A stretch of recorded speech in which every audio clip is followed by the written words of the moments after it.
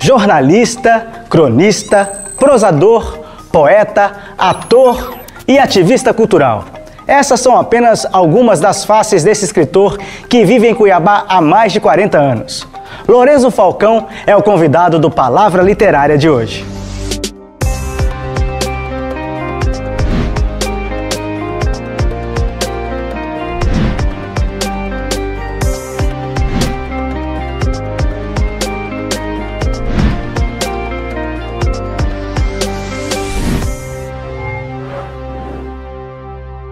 Lourenço Falcão nasceu em Niterói, Rio de Janeiro. Mora em Cuiabá desde 1978. Trabalhou como jornalista em jornais, revistas, TV, rádio e assessorias de imprensa. É fundador do site Tiranos Melancólicos, página que mapeia a cultura de Mato Grosso. A literatura é um dos focos do site, que também aborda temas como direitos humanos, meio ambiente e jornalismo científico. Lourenço é ativista cultural desde a década de 80, além de ser cronista, prosador e poeta.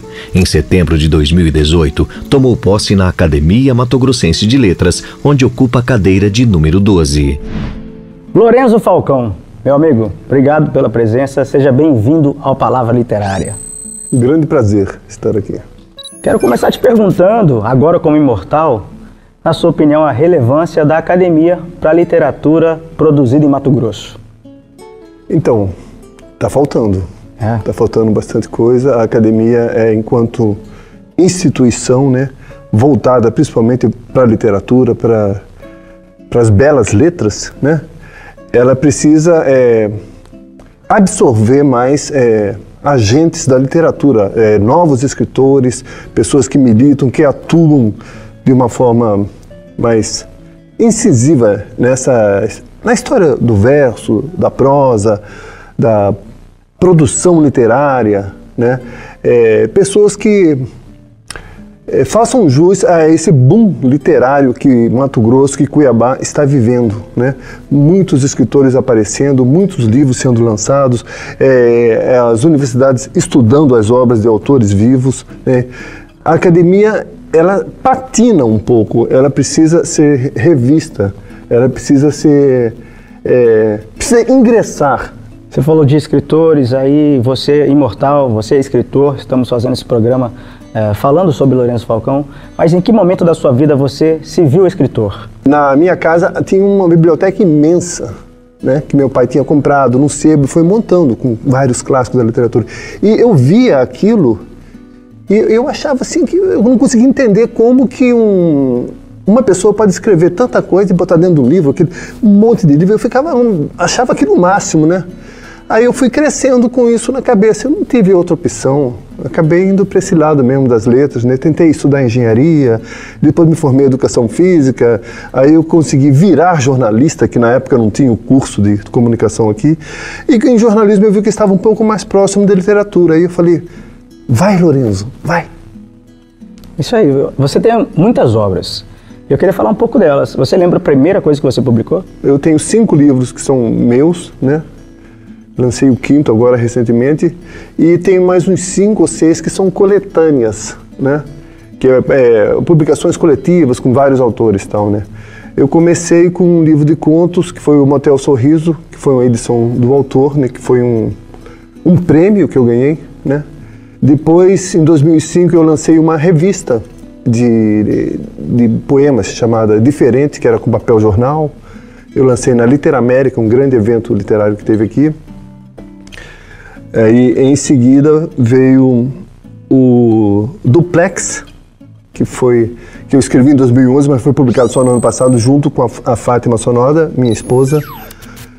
E aí agora saiu o Distribuidora Falcão, versos no atacado e varejo, que é a última coisa que eu lancei. Aí tem os livros, as coletâneas, né? Que é muita coisa, na verdade eu nem sei direito onde foi parar. Tem muita coisa em revistas, né? Revista Volta, revista Gorjeta. Eu tenho material para mais livros, né? E esse material para mais livros, já tem algum a caminho?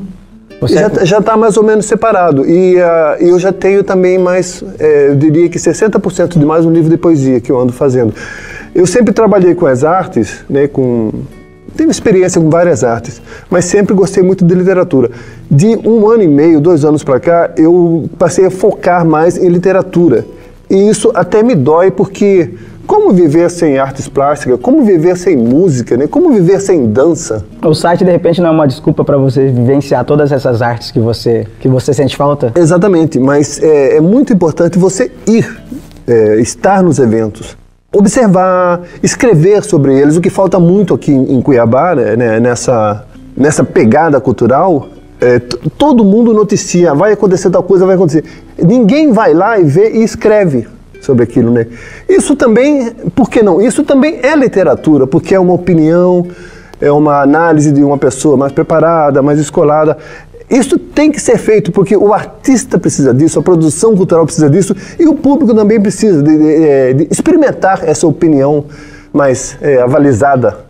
No meio literário, os autores, a gente como fala muito em que nosso público não está só aqui, sabe?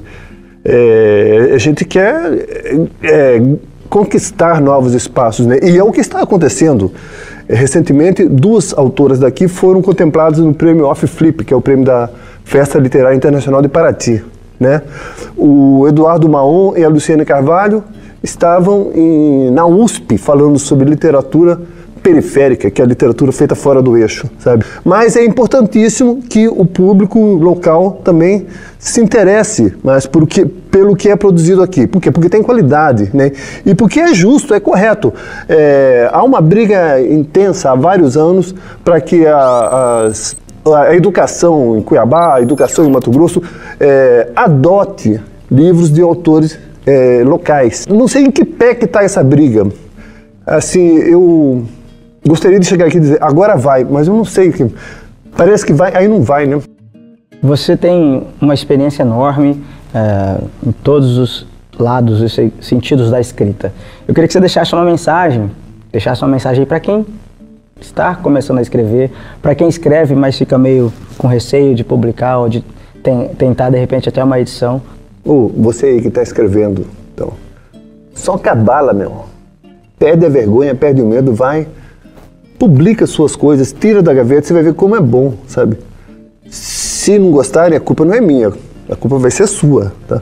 Mas a experiência é muito válida, é muito incrível. Para que serviria a literatura se não fosse para compartilhar, né?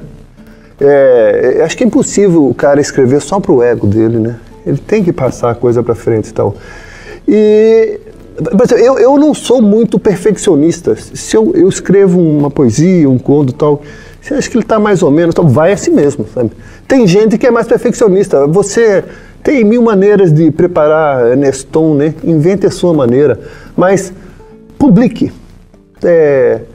Compartilhe a sua criação, né? Vai que você até melhora com o passar dos anos, né? Que é o que se espera. Lorenzo, obrigado por abrir um pouco da sua história, falar um pouco da vida do escritor, jornalista, poeta, cronista, Isso. Lorenzo Falcão. Muito obrigado, Lorenzo. Obrigado a vocês também. Sempre um grande prazer. Obrigado. Por meio dos livros, o leitor pode viajar sem sair do lugar. A partir da literatura, é possível conhecer histórias de outros tempos, realidades e costumes muito diferentes dos nossos. É possível também conhecer mais sobre a história do nosso país. No livro Desmundo, que foi adaptado para o cinema, o leitor acompanha a história de Oribela, que se passa nos primeiros anos da colonização brasileira.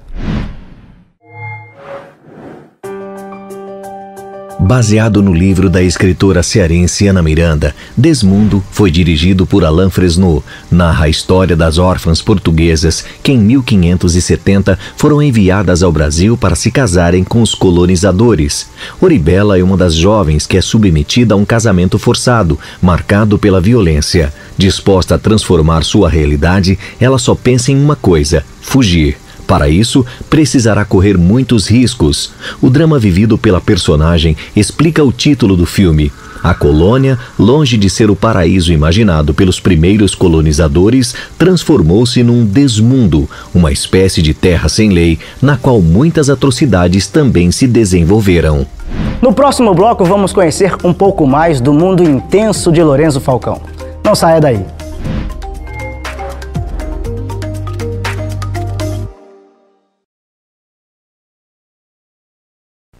No quadro Palavra Cênica de hoje, convidamos a multiartista Ana Amélia Marimon para fazer a leitura de um dos poemas de Lourenço Falcão.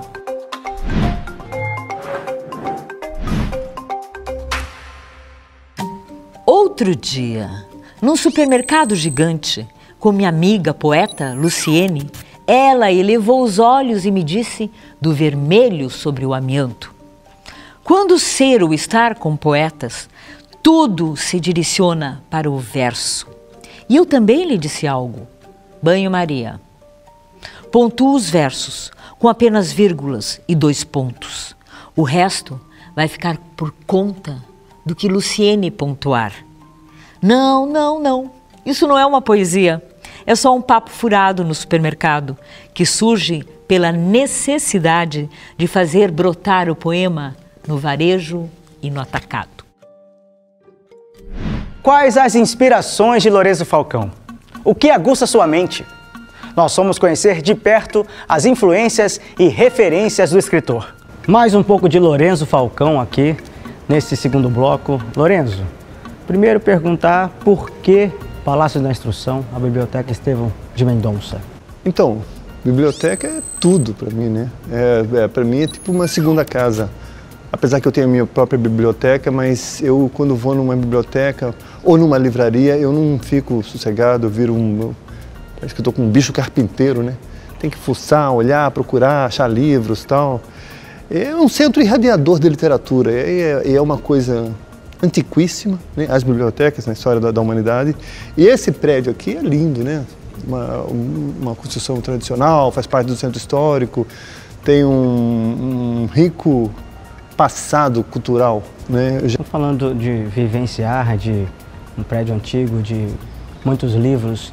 Quero perguntar das suas referências do que te fizeram leitor. Qual livro ou quais livros fizeram de você um leitor? Eu não vou dizer livros, eu vou dizer autores. Por favor. Né? Eu comecei lendo os românticos, depois li os naturalistas também, mas o que foi me chamar a atenção mesmo foi, quando eu já estava mais maduro também, foi essa parte mais moderna da literatura. Aí depois eu comecei a refinar o meu gosto um pouco, se bem que com Dostoiévski, essa de Queiroz, já estava um pouquinho refinado. Aí eu fui descobrindo Clarice Lispector, James Joyce, Dalton Trevisan, Samuel Beckett, né, Gustave Flaubert, né, os poetas, Fernando Pessoa, Drummond, Bandeira, né, e é inesgotável o número de autores interessantes pelos quais eu passei e continuo passando, porque existe uma grande injustiça nas artes em geral, que é o fato que esses grandes cânones, né, esses grandes autores que chegam, que têm aquela visibilidade que merece e que é justo, isso é uma história. Outra história é autores tão bons ou muito próximos a eles que não ganham visibilidade, sequer chegam a ter uma grande audiência, digamos, né? E são maravilhosos também. Por exemplo, no Brasil fala-se muito de Guimarães Rosa, Machado de Assis e Clarice Lispector. Olha, por exemplo, Graciliano Ramos é um espetáculo de escritor, né? O Lima Barreto é um escritor maravilhoso, sabe? Que precisam ser lidos, né? E a gente vai descobrindo coisas novas no Brasil e no mundo inteiro, né? Eu me interesso muito hoje em dia por escritores contemporâneos, atuais, escritores que ainda estejam vivos, porque ler aqueles que já foram canonizados, que estão famosos, que todo mundo sabe que já são os bambamães, nada contra eles. Isso, eu tenho, com o faro que eu tenho, conhecimento que eu tenho de literatura, eu tenho condições de ajudar a descobrir e a catapultar novos autores, colocá-los nos panteões, em patamares mais elevados. Você teve uma oportunidade de conviver, vivenciar com grandes escritores, autores aqui do nosso estado, parceiros, amigos, Manuel de Barros, Vladimir Dias Pino, Dick. Eu queria que você contasse um pouco dessa vivência aí de passar tempo, conversar, trocar ideias e fazer parcerias com grandes nomes da nossa literatura que já nos deixaram e agora continuando parcerias com pessoas que... Agora eu estou com pessoas mais jovens porque meus amigos mais antigos já foram embora, me deixaram. Aí eu falo para esses mais jovens que eu estou fazendo com eles o mesmo papel que o Dick, o Manuel de Barros e o Vladimir fizeram comigo. Só que tem uma diferença muito grande, né?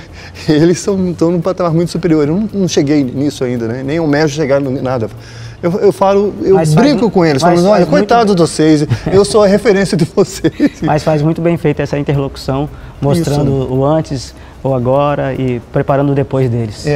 O Vladimir foi o primeiro artista que eu entrevistei. Eu estava começando de jornalismo, trabalhava na revista Contato, e eu já tinha uma vocação grande, uma queda pela literatura, e o editor falou, olha, vai lá entrevistar, tem um artista aí assim, assim, assado, tal, que era o Vladimir. Então, fui, conversei com ele e nos tornamos amigos de imediato, né?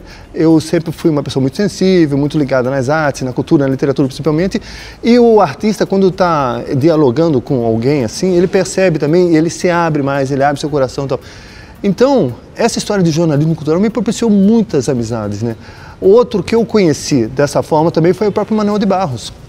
Eu lembro que a primeira vez que eu vi, ele estava aqui, foi receber um prêmio, ele não era tão famoso ainda, ele estava lá na Casa da Barão do Melgaço, onde é a academia também. Aí ele estava em pé, assim, naquela cerimônia do prêmio e tal, e quando eu entrei, assim, eu já era um jornalista cultural famoso, falei, olha, ele não vai dar entrevista para ninguém, não adianta nem chegar perto dele. Eu fui teimoso que sou, feito uma mula, fiquei do lado do Manuel de Barros, ele pequenininho, 1,70 m e 1,90 m, fiquei do lado dele, aí já fui puxando conversa. E ele extremamente dócil, afável e tal.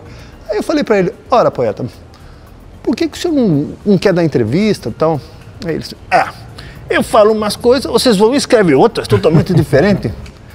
Aí eu falei assim, eu tentei contemporizar. Eu falei, olha, poeta, mas isso às vezes é bom, uma certa polêmica aqui, uma coisa, um motivo a mais para se chamar a atenção e tal. Aí ele olhou para mim e falou, pode ser bom para vocês, porque para mim é uma merda isso. E essa foi o meu jeito de aproximar do Manuel e do Vladimir. Foi através da literatura. Depois a gente acabou, através do jornalismo. Depois a gente acabou estabelecendo uma amizade. Com o Dick já foi diferente. Eu fui apresentado a ele num bar, bebendo à noite e tal. Ele era extremamente boêmio. E eu estava, nessa época, estava mexendo mais com teatro. Trabalhava mais com teatro e tal. Mas aí, quando eu conheci ele, eu comecei, eu estava procurando autores novos, né, que eu achava que já tinha lido os maiores autores vivos e tal. Aí eu comecei a ler o Dick e falei, nossa, eu fico procurando aí em outras partes do mundo um escritor novo que me acrescente bastante coisa, e ele está bem aqui na minha terra, né? Nos tornamos amigos de imediato e eu fiz um projeto pela Lei de Incentivo à Cultura, através do qual eu consegui uma edição de 2.000 livros do Dick que eu distribuí para o Brasil inteiro. Né? Gratuitamente. No projeto tinha uma parte que era para gastar com correio. E eu consegui um acordo com um cara da Folha de São Paulo, que é o Marcelo Rubem Paiva, aquele escritor que é paraplégico. Sim. Né? E ele fazia trabalhos para a Folha de São Paulo. Aí ele falou, olha, se você me der exclusividade, eu te garanto que eu publico. Eu falei, claro! Aí ele fez uma entrevista com o Dick, e uma matéria comigo, com o Dick, e saiu lá na Folha de São Paulo assim. O livro está sendo distribuído gratuitamente, basta ligar para tal, que era o meu telefone. Quando saiu a matéria, eu tive que ficar 3 dias em casa só atendendo telefonemas do Brasil inteiro. Aí o que aconteceu? Aqui em Mato Grosso, várias estudantes de letras da UFMT, mas a maior parte da Unemate e do interior, me pediram um livro e eu mandei. Isso foi no ano 2000. Em 2009, essas autoras, elas fizeram mestrado, doutorado, e escreveram um livro sobre, esmiuçando tecnicamente e cientificamente a obra do Dick e também a do Manuel de Barros. E a editora... Eu gosto do nome do livro.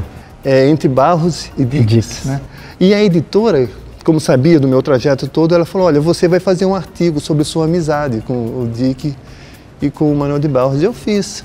E é legal, como uma coisa, um livro que eu publiquei substanciou o ensino superior de letras no Estado e gerou um outro produto. Isso é a glória, cara, é a melhor coisa que tem. Né? Isso não se mensura por dinheiro. Obrigado, meu amigo, pelo bate-papo. Um grande prazer. Até a próxima. E para conhecer um pouco mais sobre Lourenço Falcão, você pode segui-lo através das redes sociais, pelo Instagram e Facebook. É só procurar por Tiranos Melancólicos. E no próximo bloco tem o Rolê Literário. Vocês vão conhecer a editora da Universidade Federal de Mato Grosso e o site Cidadão Cultura. Não saia daí que eu volto já já.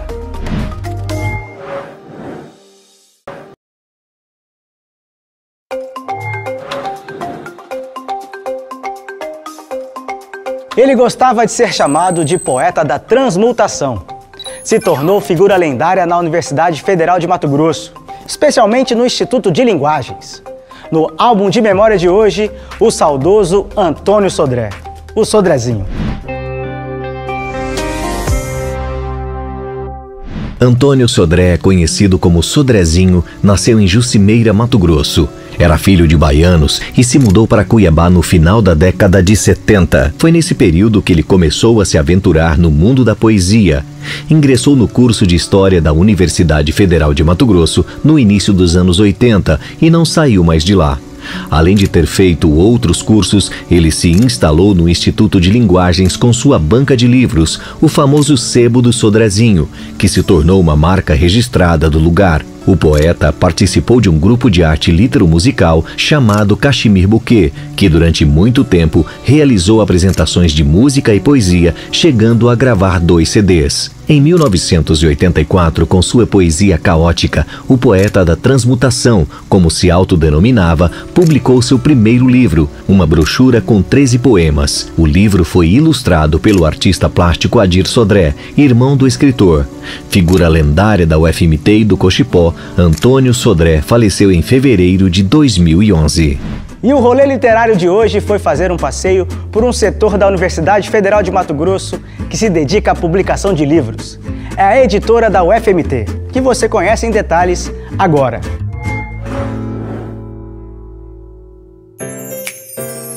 A editora da UFMT, ela agora no ano de 2022, ela completa 30 anos, né? Ela iniciou como edições UFMT, que eram publicações institucionais e de núcleos de pesquisa e documentação, e a partir de 1992 ela passou a ser, como nós conhecemos hoje, a editora universitária, né? E nesse período ela tem no seu catálogo mais de 600 obras publicadas, né? Ela tem 2 eixos principais, que são as publicações impressas e as publicações digitais, né?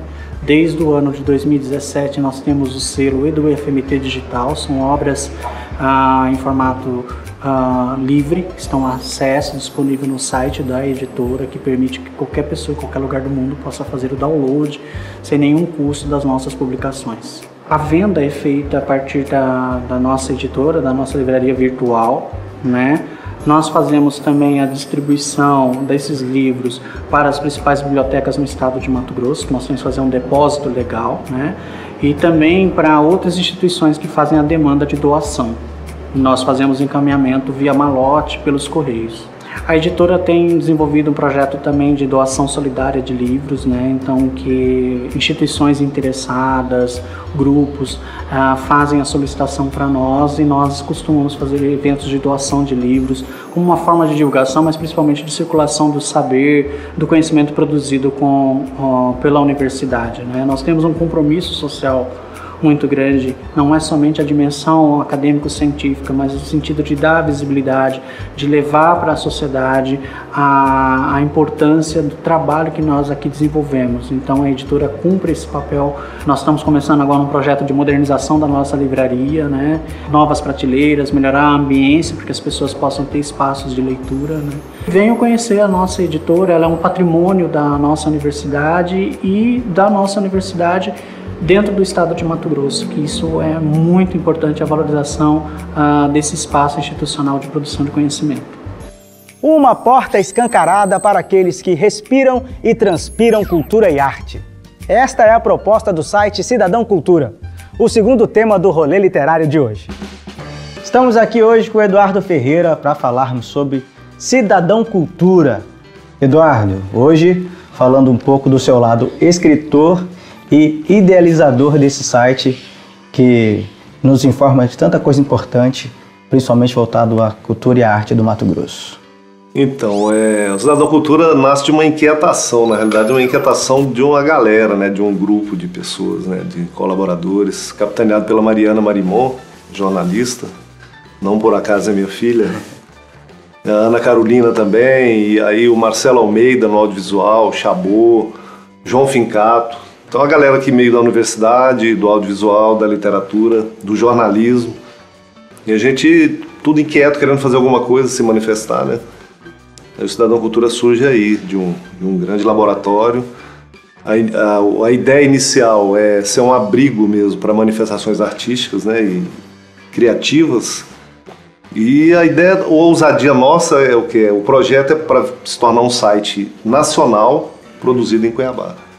Então a gente tem uma rede de colaboradores de Santa Catarina, de São Paulo, do Rio de Janeiro, Minas Gerais. Então, Salvador, na Bahia, está alargando cada vez mais. A gente tem atraído várias pessoas interessantes e abraçando o projeto também.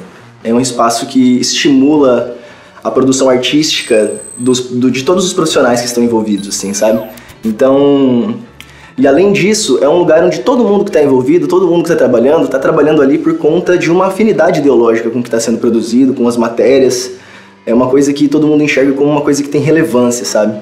Então, a gente trabalha com amor pelo que está fazendo, e isso é muito especial, assim, de você encontrar, é um momento de realização profissional mesmo, sabe? Toda essa galera que está junto tem projetos, né, coletivos, individuais, pensando numa sociedade melhor, todo mundo muito comprometido, e a criatividade é a flor da pele. Então, uma coisa assim que eu divido com todos os parceiros mesmo, não tem nada pessoal, né, uma coisa muito mais voltada para uma ideia colaborativa mesmo, que eu acho que a inteligência é coletiva, né? Eu brinquei, estava até conversando com o Marcelo há pouco, um simples ato de tomar um copo de água pressupõe a participação de muita gente até chegar aqui. Sim. De beber água na mão, de catar uma folha, um pedaço de pau, até chegar no copo. Então, a gente é só a ponta do processo. Na realidade, a construção coletiva do conhecimento é que nos interessa. É muita coisa acontecendo ao mesmo tempo, porque é uma gama de artistas múltiplos, que se expressam em todas as variantes. Então eu acredito que ele é um caldeirão mesmo, sabe? Ele é como os rios que nascem na Chapada e desaguam no Pantanal.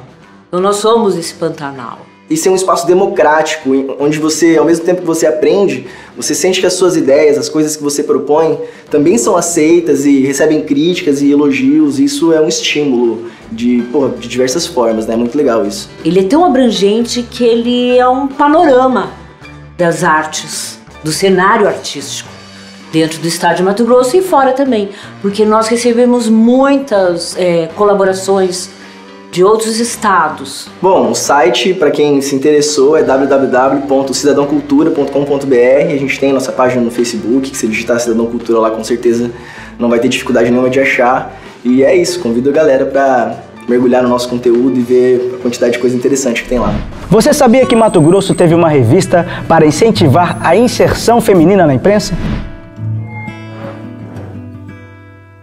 A revista A Violeta circulou em Mato Grosso entre os anos de 1916 e 1950. A publicação era promovida pelo Grêmio Literário Júlia Lopes de Almeida, que reunia mulheres das classes média e alta. A cerimônia de instalação do Grêmio Literário ocorreu em uma solenidade no Palácio da Instrução, no dia 24 de dezembro de 1916. A revista Violeta marcou a inserção feminina na imprensa de Mato Grosso e inaugurou a construção de outras representações femininas na sociedade local. Alguns exemplares da revista estão disponíveis no acervo público de Mato Grosso. Para você que aprecia um bom livro, fica ligado na nossa dica de leitura de hoje.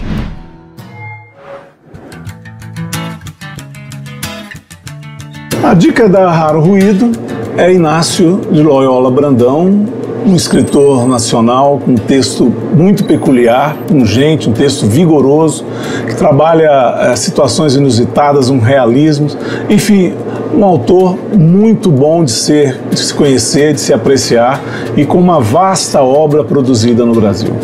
Inácio de Loyola Brandão, o livro aqui em questão, O Verde Violentou o Muro. O Palavra Literária de hoje termina aqui, mas nos vemos em breve para mais um encontro com a literatura brasileira produzida em Mato Grosso. Até a próxima!